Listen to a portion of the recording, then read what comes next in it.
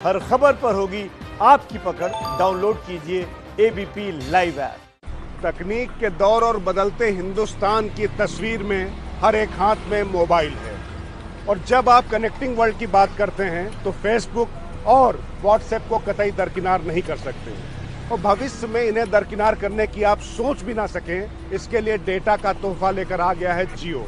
और इसी में छिपी है राज की बात। वो ये है कि 130 करोड़ हिंदुस्तानियों की जेब की ताकत को देखते समझते हुए ही तीनों प्लेटफॉर्म एक हो रहे हैं।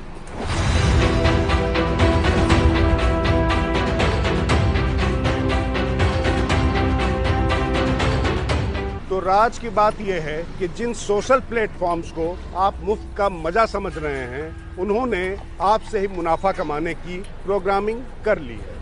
मतलब ये कि फेसबुक, जियो और व्हाट्सएप ये तय करेंगे कि आप क्या खरीदें और किससे खरीदें। इन तीनों कंपनियों ने भारत में अब तक की सबसे बड़ी साझेदारी शुरू कर दी है। दावा तो किया जा रहा है आपको सहूलियतों का, लेकिन कहीं ये कोई जाल तो नहीं और ये जो फ्री आप समझ रहे हैं क्या वाकई फ्री है? पूर्व केंद्रीय मंत्री केवी थॉमस ने प्रधानमंत्री को चिट्ठी लिखकर अनुरोध किया है फेसबुक और गूगल जैसी कंपनियों पर लगाम लगाई जाए। भारत में एक मीडिया कंपनी सैकड़ों करोड़ रुपए लगाकर खबरें तैयार करती है। उनकी विश्वसनीयता और जवाबदेही होती है, बड़ी संख्या में लोगों को नौकरी देती है। लेकिन फेसबुक, गूगल जैसी कंपनियां उनका कंटेंट बिना लागत के अपने प्लेटफॉर्म पर परोसती हैं। सारा विज्ञापन ये उड़ा ले जाती हैं। इनकी कोई जवाबदेही भी नहीं। ये ना तो नौकरियां देती हैं, ना ही यहाँ टैक्स भरती हैं।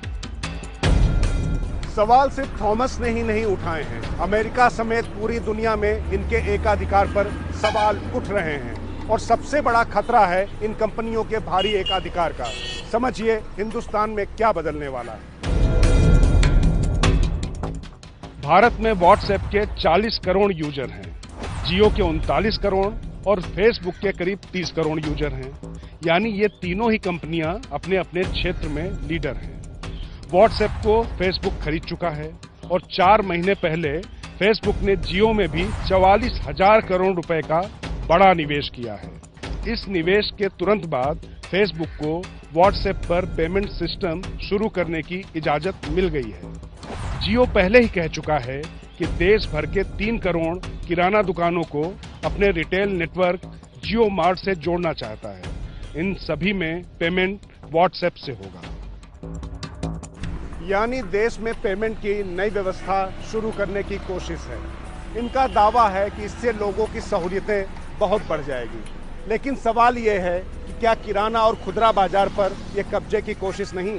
क्योंकि व्हाट्सएप का भारत के बाद सबसे बड़ा बाजार ब्राजील है।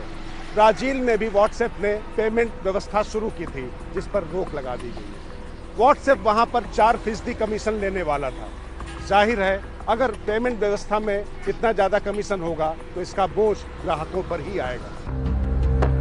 इंटरनेशनल टेक वेबसाइट टेकक्रंच कहती है, जियो भारत के सबसे अमीर आदमी मुकेश अंबानी की कंपनी है। इनका सरकार में भी अच्छा संपर्क है। इसका फायदा फेसबुक को मिल सकता है। फेसबुक ने भारत में 2 साल पहले 2018 में व्हाट्सएप पेमेंट सेवा प्रयोग के तौर पर शुरू की थी।